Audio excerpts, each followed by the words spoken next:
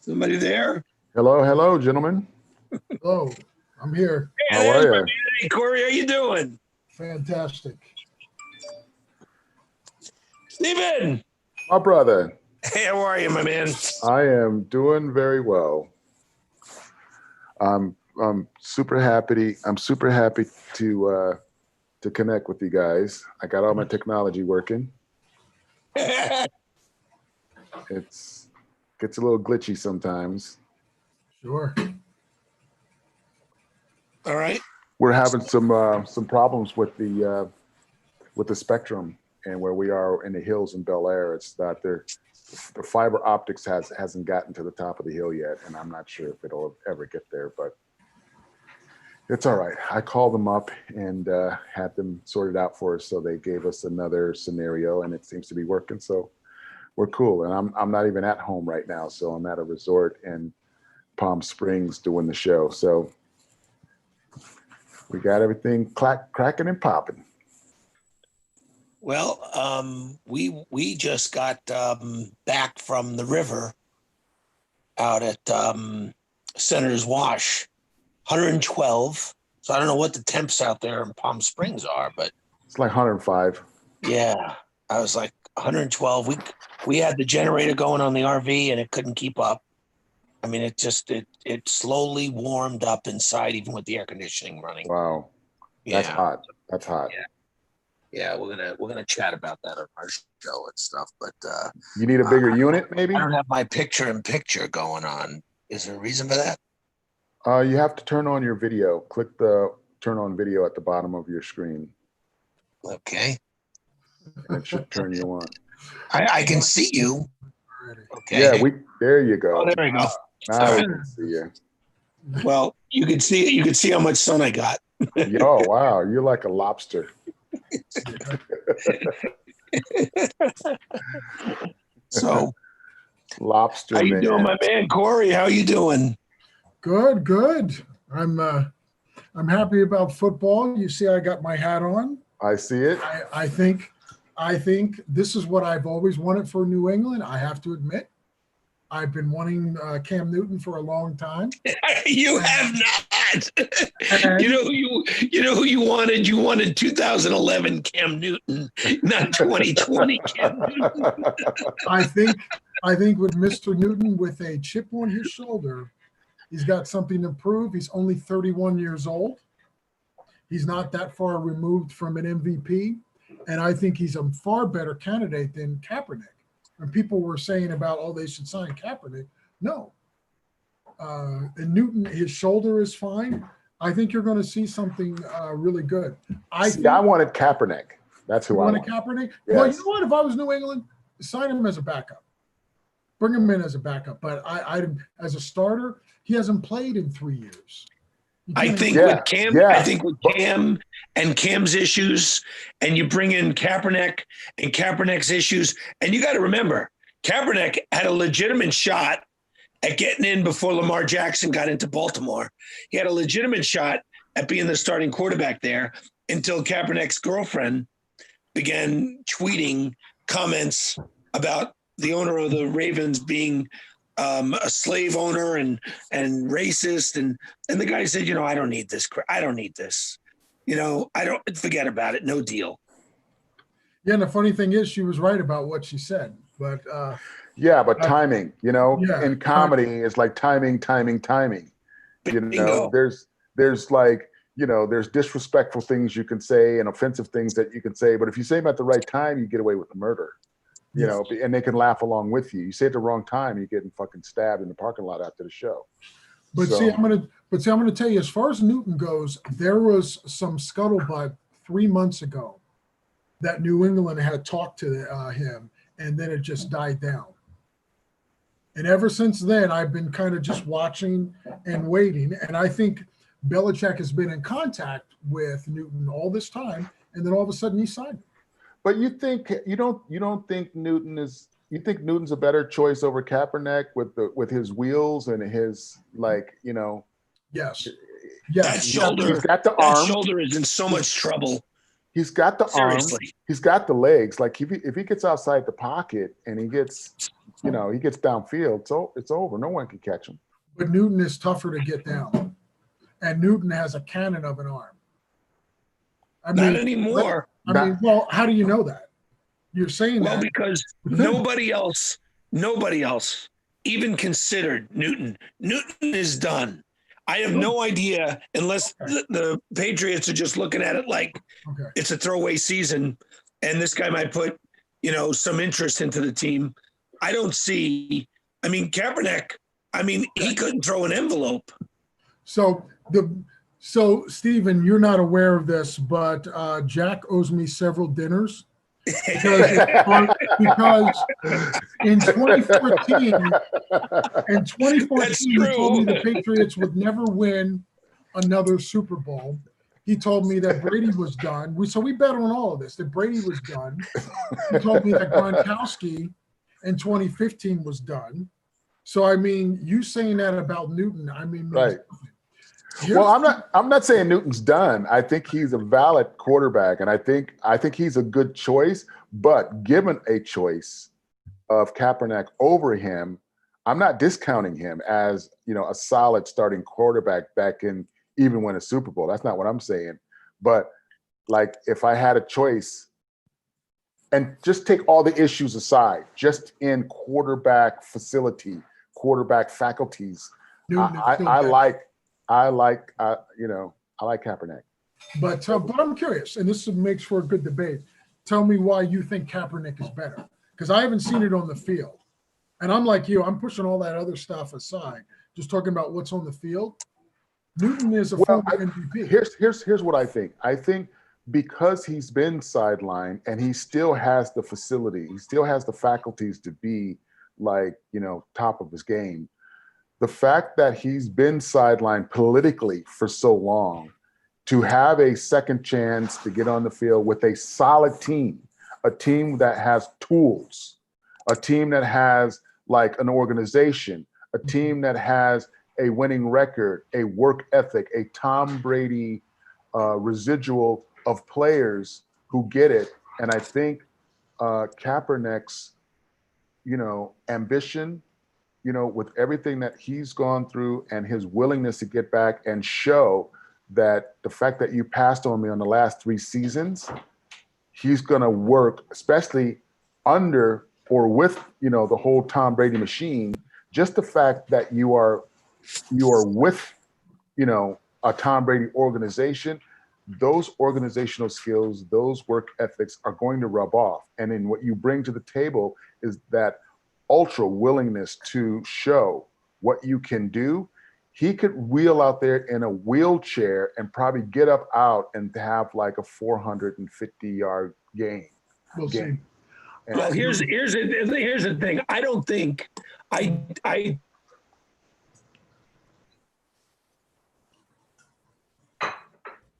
You froze up. You froze up, Jack.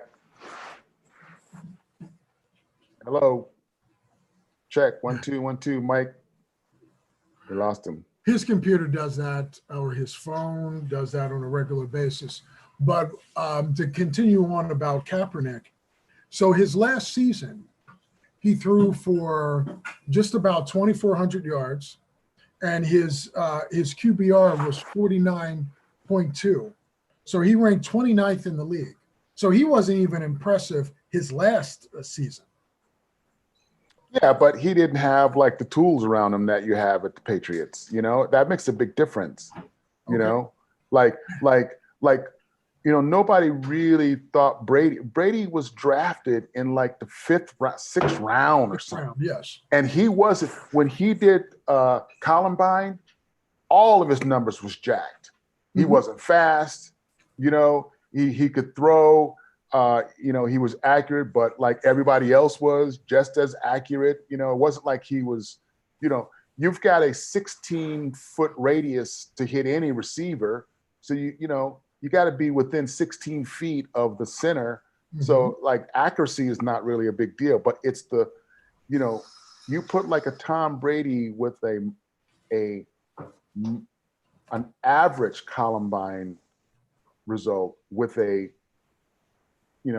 Patriot type system, then it makes him better. And then with his work work ethic to like really know teams and study tapes and do all that. So I see Kaepernick as a 6th round pick draft Brady, going into an organization under a Tom Brady. And I think, just that alone can up his quarterback rating. And then the fact that he has the athletic ability to do a lot more than what Tom Brady could do, is another asset.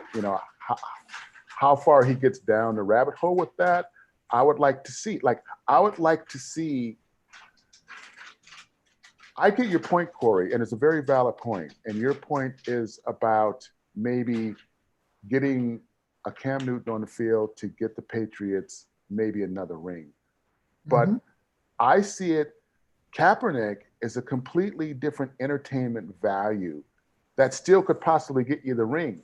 But the entertainment value of seeing what he can do with an organization like that, and he would have to be with a good organization. That's the other thing. Like you put him with, 31 other teams, I'm not interested. I'm like, cool, welcome back. It's great. You survived all the shit. But, I would really like, if I'm pushing for you to really execute at a level that's above average, then I want you to be with an above average system so that I can see what you're really capable of. And then from there, who really gives a shit? You get a ring, you don't get a ring, you get drafted to a bad team or a better team, whatever. At that point, the interest isn't there because, the whole anticipation of you coming back and seeing how you do, because it's not going to be any fun to see how he does in a shitty organization because they're going to blame all of those failures on him. So here's my rebuttal to that. I find it interesting that you compared Kaepernick, put him in the same bucket as the greatest quarterback of all time. I'm a comedian, dude. That's part of my routine. So we'll push that aside. So here's the thing about Brady, why the comparison I don't think is valid, because Brady was essentially a rookie when he took over. So he was in his second year. He was a first-year starter. And he inherited a 5-11 team. And then he took over a team that was 1-2 on their way to being 1-3 when Bledsoe got injured. And so Brady took that team over and they won the Super Bowl, which was considered the greatest upset of all time.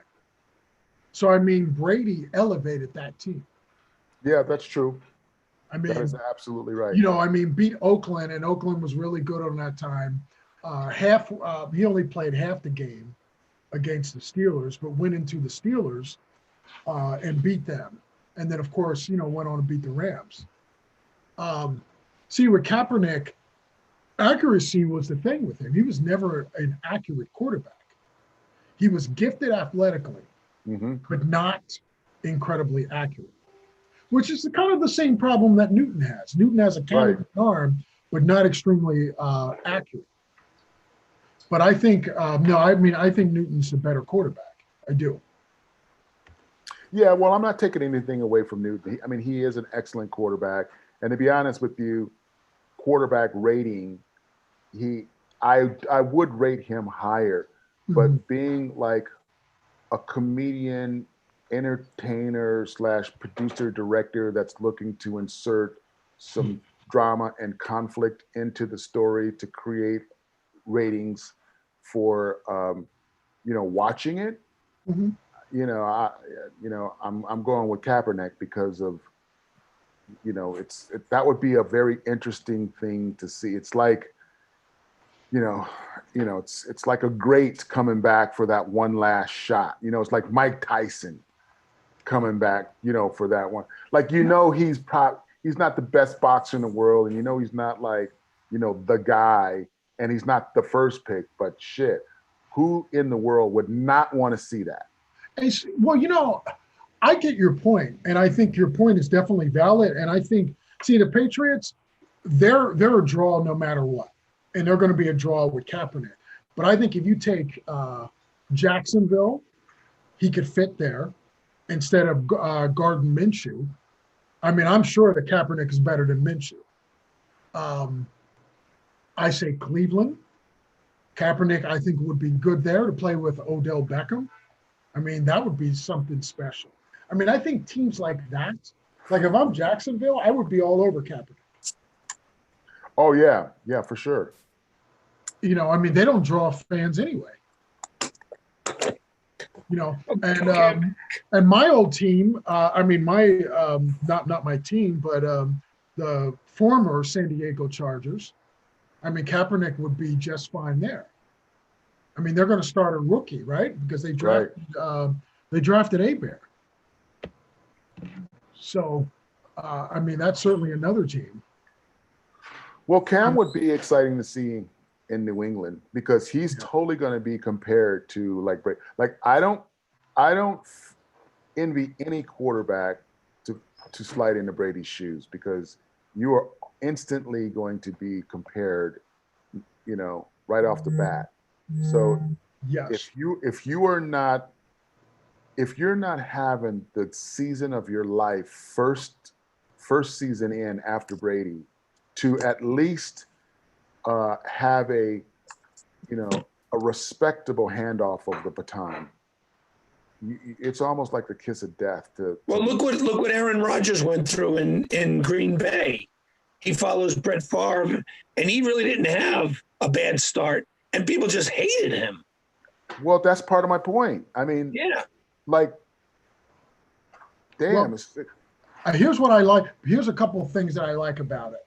One, he's a completely different quarterback than Brady in every way, even in his personality. You look at how he dresses, he's very flamboyant. I mean, let's face it, he's also black. He's not a pocket quarterback. And he has the ego where he doesn't care. He's not going to be crushed by replacing also Brady. What you need. That's a good point, Coach. Because you need that to step into those shoes. If you don't have an ego and steal balls and not give a shit about what people say following Brady, then the battle's already lost. But yeah, You're right. You're absolutely right. He calls himself Superman. And so, I mean, I think his gravitas is going to be good. And I've been reading about how the Patriots have been responding to him. I think they're excited. And I've told this to my wife several times. There was a little bit of Brady fatigue going on amongst the players and even amongst the fan base. Because here's the thing about Brady. He's very hard on receivers. Very, very hard on receivers. And their scheme is like so complex. And Brady's out there yelling and that kind of stuff. He's a great quarterback, the greatest, but a terrible teacher. And the atmosphere is always tense. And I think people just had enough of it. Yeah.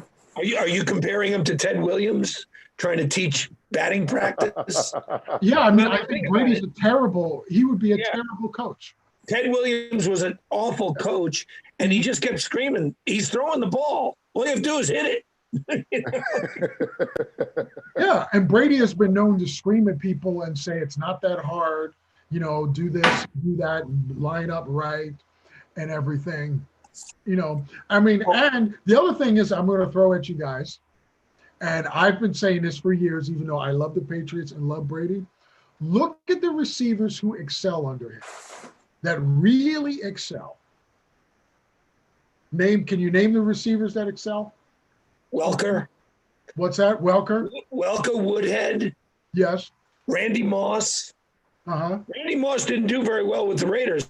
He did great with the Patriots. So he had 1 year that he was great, but generally it is Welker, and it's Julian Edelman, his favorite guy, Rob Gronkowski. Are you noticing something here? What I'm saying? I'm saying something. Only the white dudes. I'm saying something without really saying it. Only the white dudes. I mean. Now, if you a brother trying to get the ball from Brady, you're gonna get some slack. But if you're a white dude, like now look, go out to the end zone, I got you. Now, Stephen, there are people who are listening, and they're going to say, "But wait a minute, what about Deion Branch and Troy Brown?" Gotcha, got it. That was when Brady was younger. But the older version of Brady, let's face it, and the last time they won the Super Bowl, I swear to you, when they beat Kansas City, it was all Edelman and Gronkowski. That's all he threw to. And let's not forget Chris Hogan. Yeah. You know, Edelman's definitely his guy. I mean, you know, as of late, and I don't know. And Gronkowski is now, he forced that trade, and he's down in Tampa. You know, and Gronkowski's got a lot of irons in the fire. I think he's going to be around for a year at the most. He's doing Game On. He's doing all these reality shows. Gronkowski is set up to do some Stallone movies. Gronkowski has a whole career set up for after football. now I want to put a bow on what I just said because I just lobbed the bomb out there. So let me tie it all together. I am not in any way saying that Tom Brady is prejudiced. I don't believe that he's. No, I didn't get that at all. Okay, I didn't get that. I didn't get that at all. I was making fun of that, but I was only making fun of it because like my comedic anecdotes and inserts are just that. But I know exactly what you're saying. It's curious. Now, here's what I think has happened over the years with Brady. I think that the more talented receivers, when they're in college, they worry less about a scheme and lining up and positioning and things like that. I think in college, you just use your natural talent. You come to the Patriots with natural talent, you struggle because a guy like Edelman has to focus, a 7th round pick has to focus on things. A guy like Woodhead is undrafted. A guy like Welker was drafted, I want to say in the 5th round, basically a throwaway guy. Brady does well with throwaway guys. But the real super talented guys, like a N'Keal Harry, they struggle with Brady. They don't do well. And Brady's yelling and that kind of stuff, and they get all messed up. Moss, the reason why Moss did so well, because again, he had the gravitas. He was 29 years old. He was already great. Came to Brady and said, hey, listen, I'm going to make you. I'm going to make you great. And those two together, beautiful music. So that's why it worked with Moss. Brady could not yell at Moss. He just. Yeah. Well, what was that receiver that you're talking about Edelman being a 7th round pick. Edelman was a 7th round pick because what position did Edelman play? He was a quarterback at Kent State. Quarterback. Yeah. And by the time the 6th round came around, nobody was really looking for a quarterback. They converted him into a receiver.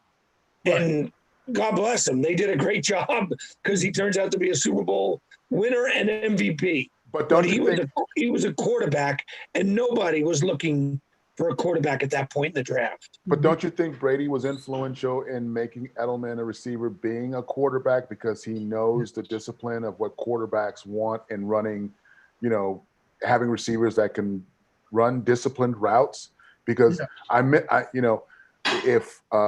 if one of the trigger words that Brady uses is disciplined routes, one of the things he says a lot is disciplined routes. And that's the Edelmans and the Gronkowskis, because I forget the receiver's name that they traded from the Browns, the Cleveland Browns a few back. The dude was the fastest receiver in the league, super talented, had hands like crazy. He got drafted to play with New England and just could not get along with Brady at all because he had such raw talent. Yeah, that's right. Who was that, Corey? That was Josh Gordon. Yeah. Cool. Yeah, that's it. Yeah. And that was like oil and water, man. They just could not, because it's like Brady was like, I don't care how much talent you are, what your hands are, what fan. I need you to run 10 out and, break out. And if you don't do that, then you're no good to me. I don't care how much talent you are.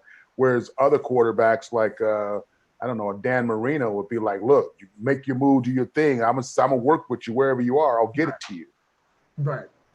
Montana was like that. He'll find you, even if you have to improvise out there. But I think Brady likes to snap and almost be able to be blindfolded because he knows where you're supposed to be at a certain moment. That's it. That's how he likes his receivers to be. But at the same time, you got receivers out there that know that the backs, they watch the tapes too.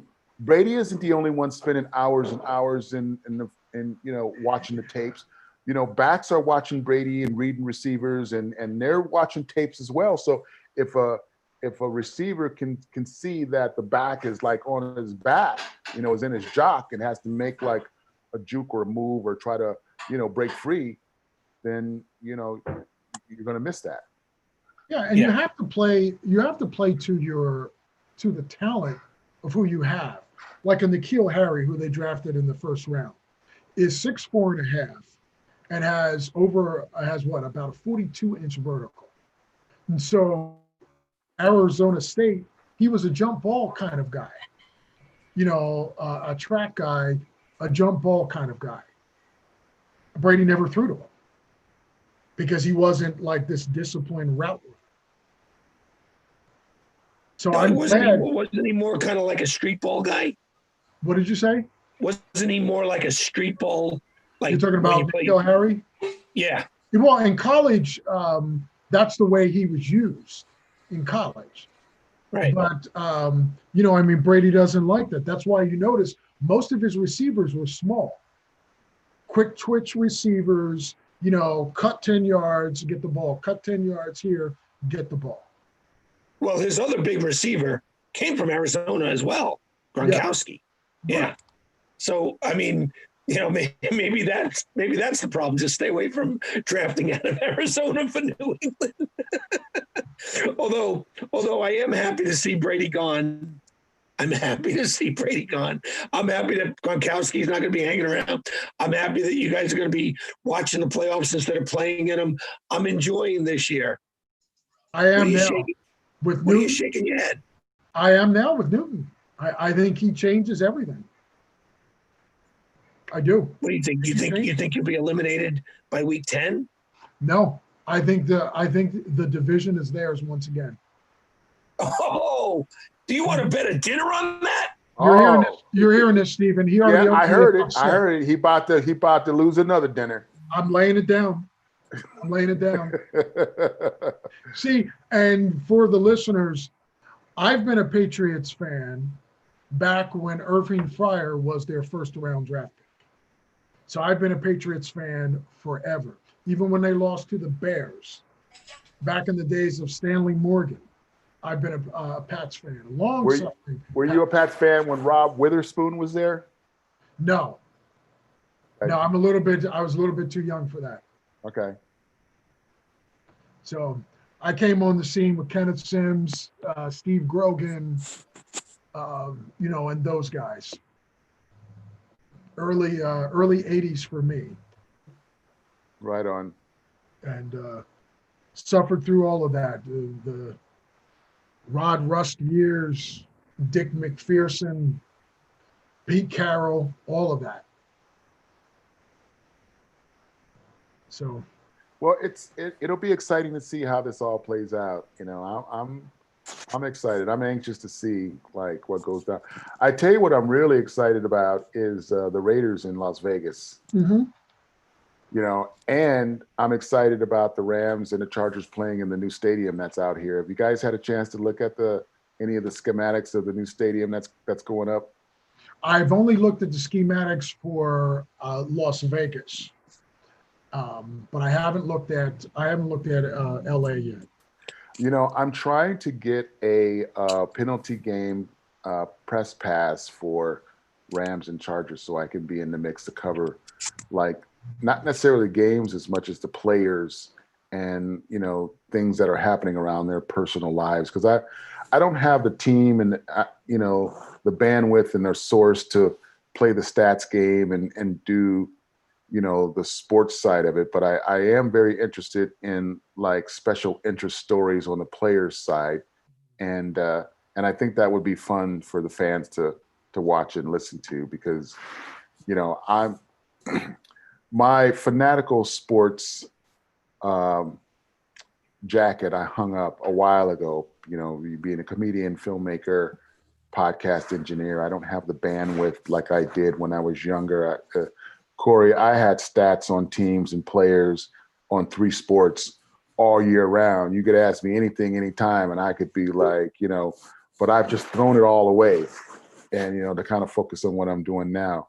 So in all fairness, I would not be good on that side of the sports thing. But, a comedian, filmmaker coming in, getting special interest stories from players and, pulling in some legendary guys to kind of be, co-hosts, Jack and you guys could even co-host like some of these segments is what I'm looking to do. So, you know, you don't know until you know, and it doesn't hurt to ask. You know, I submitted for the Cannes Film Festival media badge for years, and then this year was the first year they were going to grant it to me. So, you know, you never know what you get until you ask. You know, they could turn me down for the next 5 seasons, and all of a sudden, you know, I'll get granted a badge. But we'll see. You know, saying all that, I was just thinking about the Chargers. If I owned the Chargers, I would have been looking at another venue. I would not have gone to Los Angeles. And why is that? The Chargers wanted to be in the number 2 market, which they thought they would maybe have to themselves. They made their mind up years ago. And I don't think I've ever told Stephen this story, but I happen to be in the presence of the powers that be with that organization. And I'm not going to mention names because I just can't. But this was more than a year before the vote in San Diego over whether or not to fund a stadium here in San Diego. And they were very clear in talking to each other. We don't give a damn if they give us a stadium, if they pass this, if they buy us the stadium, if they buy it and build it, we are going to LA. We are packing our stuff. We're doing a midnight run to LA. We are going to be the LA Chargers. We are not staying in small town San Diego anymore. Sure, but I think that's a mistake. To answer your question, Stephen, because the Rams are the more glamour team. The Chargers have little following. So you're here in California. So Southern California, you have you have the Rams, and then Northern California, you've got the 49ers, all solid fan base. And then you have the rabid fans of the Raiders, which is not that far away, only 3 hours away. That's going to suck the life out of more of a fan base. Mm-hmm. Like, I don't know. I would have been looking at more like a New Mexico.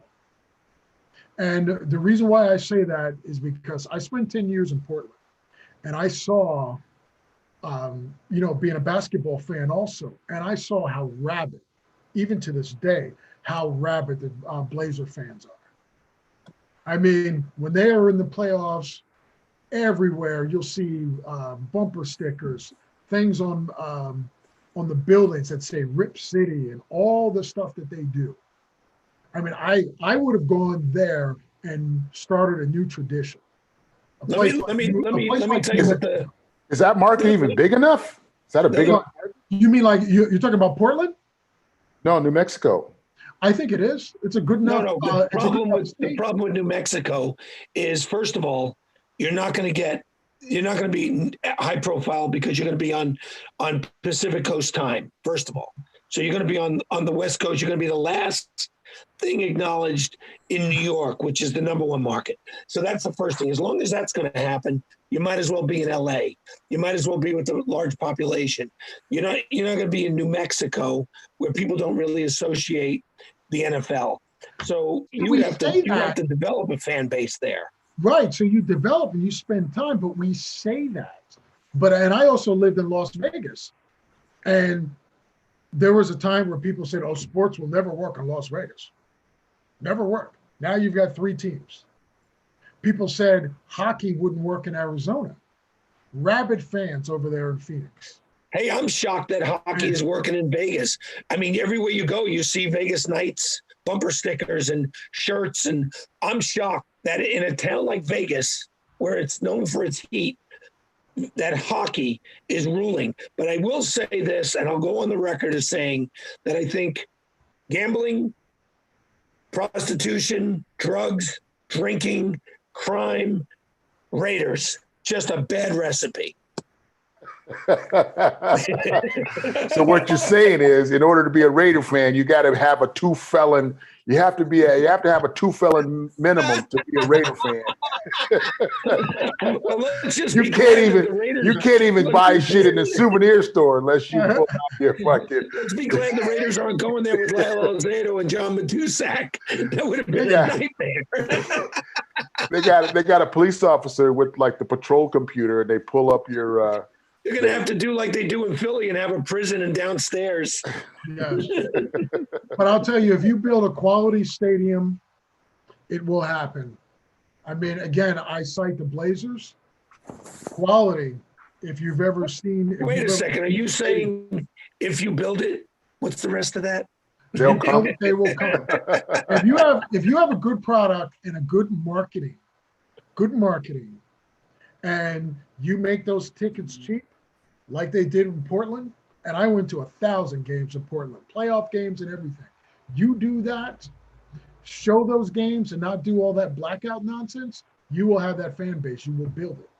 You know, I agree with you. Being a marketing guy, I agree with that 100%. Yeah, it just takes because think about the fact that you've never had a major league sport experience ever in your life in multiple generations. And all of a sudden, out of nowhere, you, dad, grandpa, and son can all go to a professional game you've been watching on TV all of your lives. Yes. And you got access to $12 tickets, $4, thing of beer and like $3 hot dogs. And there you are. Yeah. You, Pops, and your son in the stands, professional that team could be watching the Patriots play the New Mexico Chargers. Exactly. I agree with you 100% on that. That, from a business standpoint, from a marketing standpoint, and being around the country and watching, starter brand campaigns turn into like major phenomena, I have to agree with you. Well, the Chargers have always suffered from bad PR. Even when Gene Klein owned the team in the 80s, they've always suffered having bad PR. And the Spanos family have tried to come across as one of the people, but the fact is that they've come across as absolute jerks.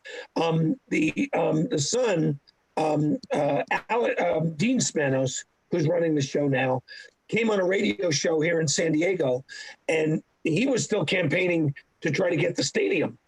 And Dave Rickards of KGB said, let me ask you something. If I have a business and I want to expand my business, I go to the bank, I ask for a loan, and I handle it. I don't go around town asking everybody to reach in their pocket to improve my business and my station in life. So why are you asking us to do that for you when you're already rich? And his response was, people that are not rich like us have no idea how difficult it is to be rich. For example, when we take a private jet to Pebble Beach to go golfing, that's like $10,000 an hour just to fly that. And regular people don't have to incur those expenses, which I thought, you're so disconnected. You're blowing that kind of money. And so we should fund it because you have this lavish lifestyle. Like, they are so disconnected that he had no idea he was insulting everybody that was going to the polling booths. See, and the other thing you do, and again, talking about my Portland experience, is you make the players accessible to the fans. And being in Portland in the 90s, I mean, I had a chance to hang out with Kevin Duckworth, Buck Williams. I mean, I was at Kevin Duckworth's house. Cliff Robinson would go to some of the clubs and hang out and talk. Jerome Kersey, like all of those guys, like we knew them. So it was like, even though I'm a Philadelphia 76er fan, I really liked the Blazers when I was living in Portland. I was like, you know what? I like these guys. I'm rooting for them. I'm really rooting for them. I think, and that's part of what Stephen was saying about the marketing. Come heavy with the marketing, and you take a place like New Mexico, it would blow up. Yeah. And have a nice stadium, it would blow up. But that's one thing that Boston has. Boston fans have access to the players. Like, the players mix it up which really kind of blew me away when I lived in Boston for 5 years.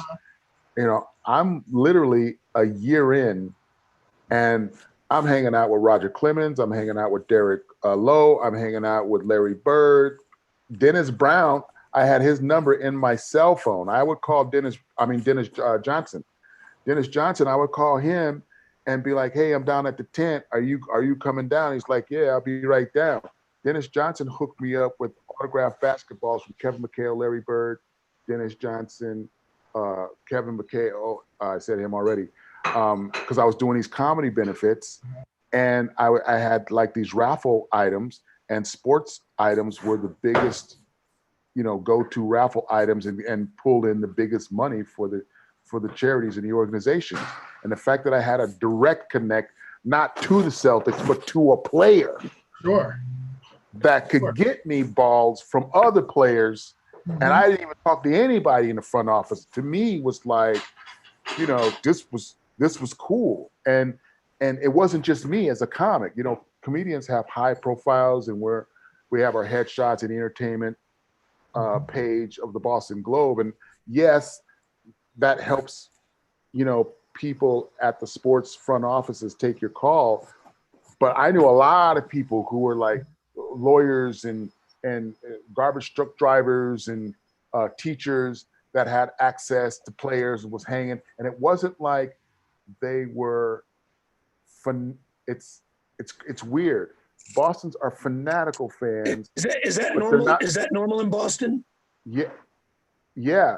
Boston, it's crazy. Okay, you have people who are fanatical fans, and when they see a player, they turn into idiots, and they're fanatics, and they're like, who wants to deal with this asshole? But in Boston, the fans are fanatics, but about the sport. Yes. And about the execution of what you do, but not necessarily being in the presence of greatness. It's like Boston fans treat Boston players like regular Joes, and which is why the players give the fans more face time. See, that's so weird that because like in New York, the athletes have handlers and they do not take the subway anywhere. Whereas in New York, actors can take the subway to the studios in Manhattan, and nobody's going to bother them. That's correct. But the athletes could never get away with that stuff. Yeah. I mean, they just get bombarded. Yeah. And they keep themselves at a distance. But I think that's really a cool quality. But that's because that's a good point, Jack. That's a very good point. And let me just feather on that. I think that happens in New York because I've seen this. I've dated a woman being a Yankee fan and hanging out with Roger Clemens.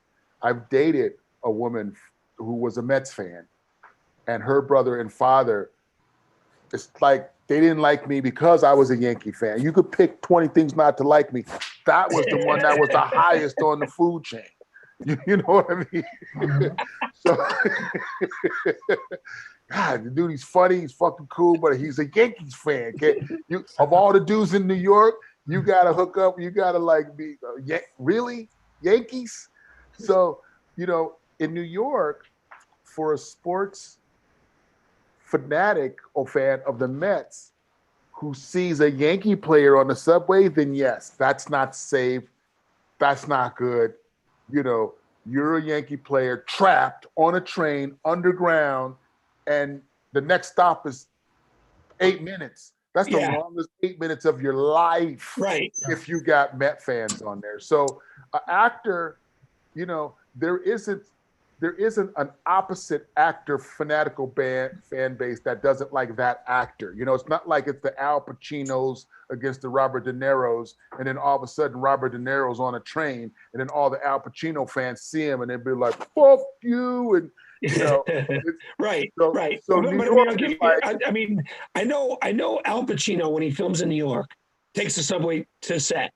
He doesn't get a special car or anything. He just gets on the subway because nobody's going to really bother him. New Yorkers are not, they're not, it's not like LA where they're just like, oh my God, they got to get an autograph, got to get pictures.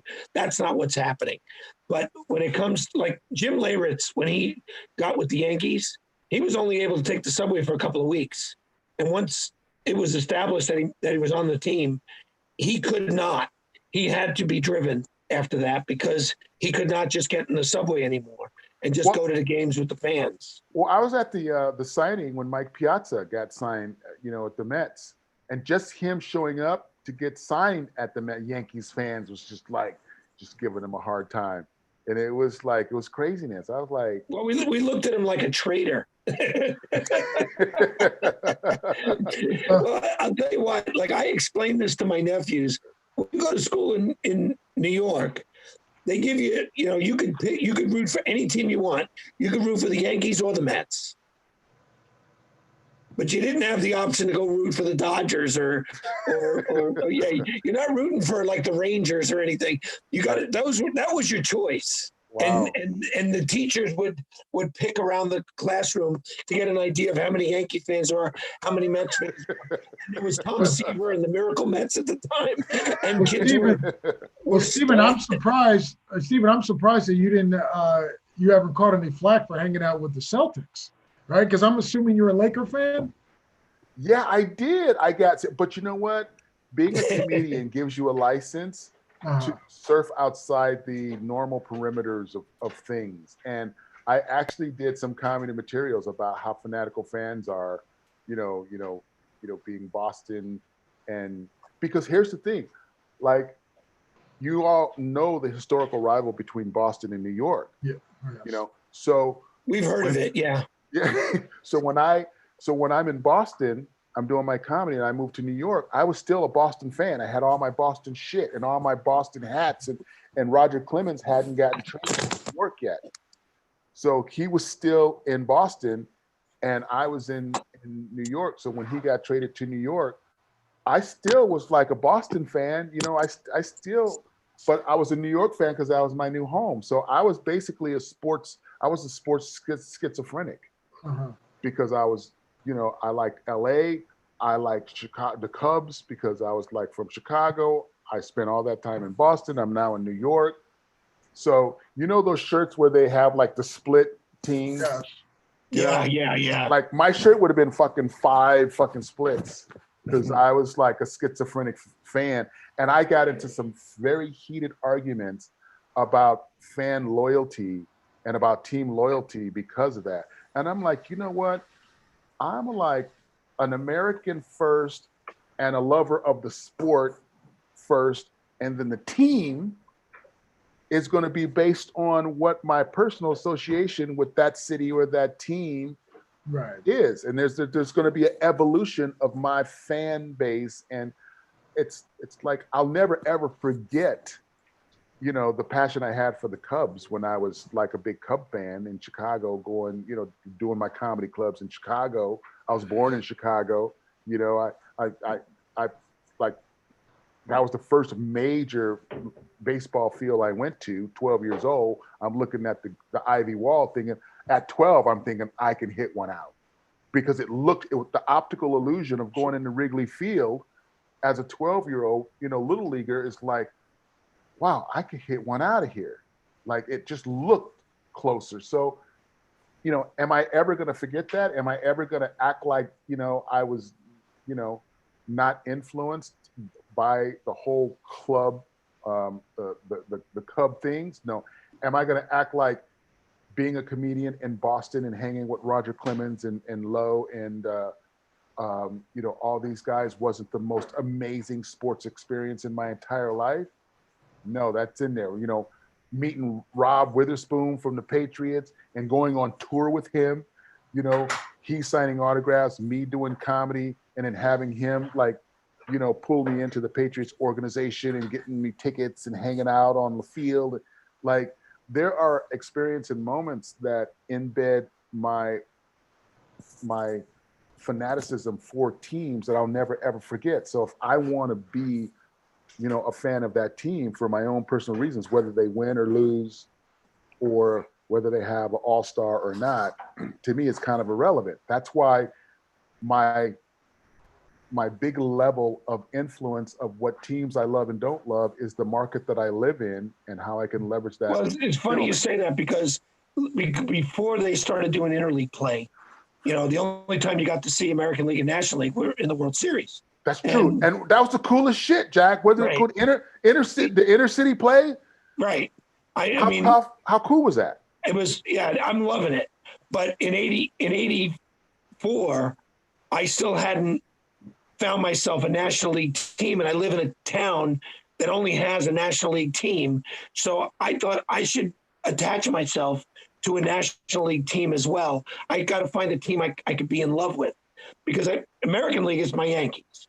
But in 84, when the Padres came back in a best of 5 after being down 0-2, and that Rick Sutcliffe and that group lost 3 straight to the against Padres. The Cubs. That was against the Cubs. Yeah, that broke my fucking heart. Thanks for picking that scab, Jack. Thanks for picking that scab. Hang on. The Cubs handled it with such class and such dignity. I thought, oh, wait a second. That's my team right there. That's my team. And I just fell in love with the Cubs back then. And just my wife flew us out to Chicago for the very first homestand at Wrigley as champions against the Dodgers. And I got a ball, and this is going to kill you. And we run into Jed Hoyer, and he signs it. And then we get to meet Zobrist, and he signs the same ball. Oh, wow. What a weekend, right? Wow. Yeah. That's cool. So I not only get a ball, but I get Jed Hoyer and Ben Zobrist to sign it. Right. And it was like the best weekend. But yeah, the Cubs, my heart just fell in love with the Cubbies. Yeah. And I mean, that's my National League. That's my National League spot.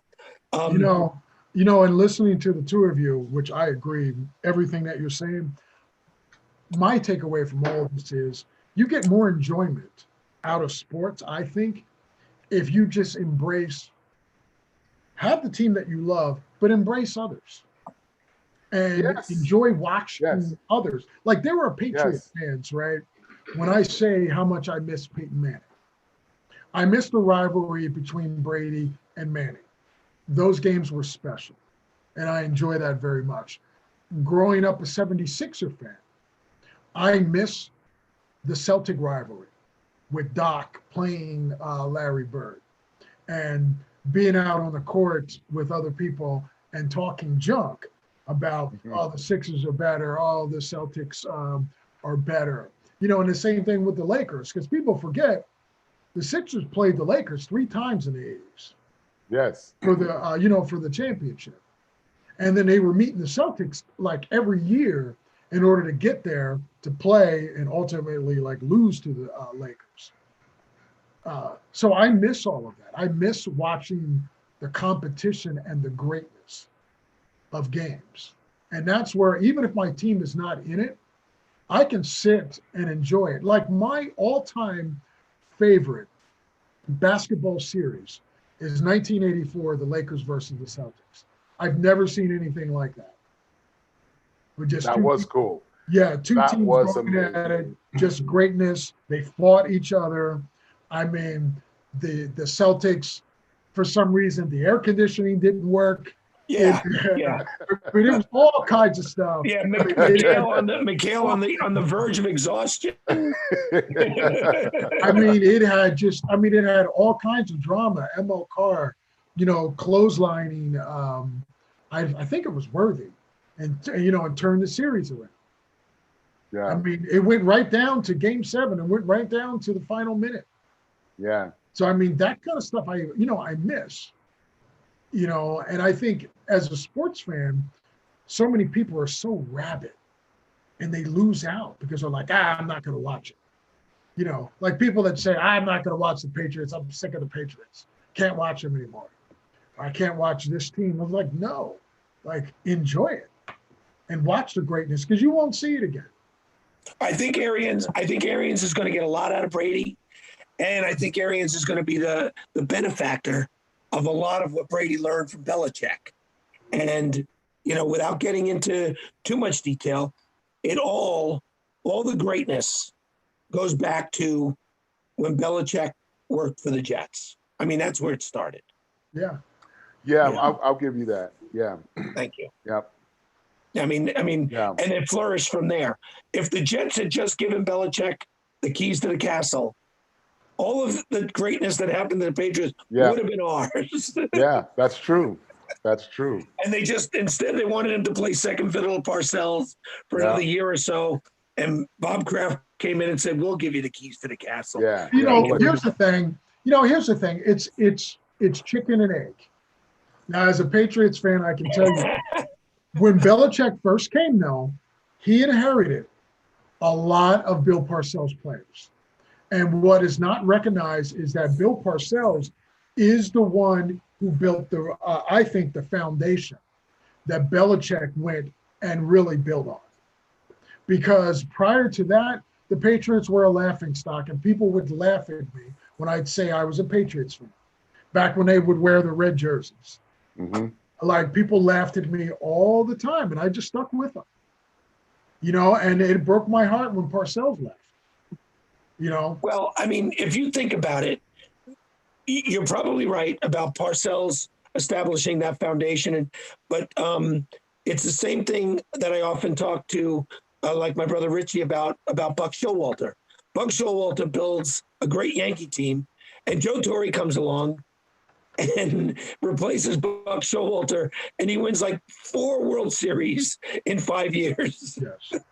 And the other thing is this: when you have a great quarterback, you can screw up. I mean, as a coach, as a football coach. And so some of the things that Belichick did early on, and people forget this, in 2003, he was on the verge of being fired, even though they had won a Super Bowl, because they cut Lawyer Malloy. And there was an article in the Boston Globe, is it time to let Belichick go? And then the Patriots were able to turn it around. They won 12 games in a row, went into the playoffs, of course, and won another Super Bowl, and then everything was good. But I mean, there was a lot of issue, and there was talk of a mutiny in the locker room. Well, just I'm going to go on record as the moment that got this whole thing started was against the Raiders, and I'm just going to say it was a fumble. Well, look, I mean, the reality of the situation is it was not a fumble; it was a bad rule. And so, based off of the rule, which they've since got away with, they've done away with, it was what it was. It was an incomplete pass. So, and the other thing is this: for all Raiders fans and all people that hate the Patriots, stop them. The Patriots were behind, drove down, scored, okay, and then stopped the Raiders, got the ball back, drove down, scored again, and won. So it's not like that one play hinged on, like, that was it. So, I mean, the Raiders had plenty of chances. Well, wait a second. The Raiders get the ball back. If the Raiders get the ball back, then the Patriots never see the ball again. So we're going to have this be we're going to have this be the cliffhanger for the next show. So we're out of time, and I want you guys to do a 90-second wrap up. And Corey, you go first. So my takeaway of everything is, it's time to embrace sports again. I'm glad that we're getting some things back. We haven't had a chance to really touch on basketball. We'll have to do that next time. And, I certainly want to hear, Stephen, who you like for this abbreviated season and this weird NBA championship, which probably should have an asterisk next to it. It should. Jack? Okay, I am split on the 60-game baseball season. I think it'll give teams like Pittsburgh and the Padres and some of the smaller market teams a chance to turn this marathon into a sprint. So I think this will even the landscape for teams that are normally spending a lot of money. And all of a sudden you got teams that are not spending a lot of money, but they got a great team for 60 games. So I think this might make it pretty interesting. The other thing is I expect the NFL season to be empty stadiums. And I think that they're going to solve the financial flow by making fans pay for each game that they want to watch at home on a pay-per-view type of thing. And the logic will be certainly in a promotional standpoint, will be, hey, look, if you go to a game, you're going to spend hundreds of dollars. For $50, you watch the game at home and you save all that other money. But if they get $50 from everybody watching the game at home,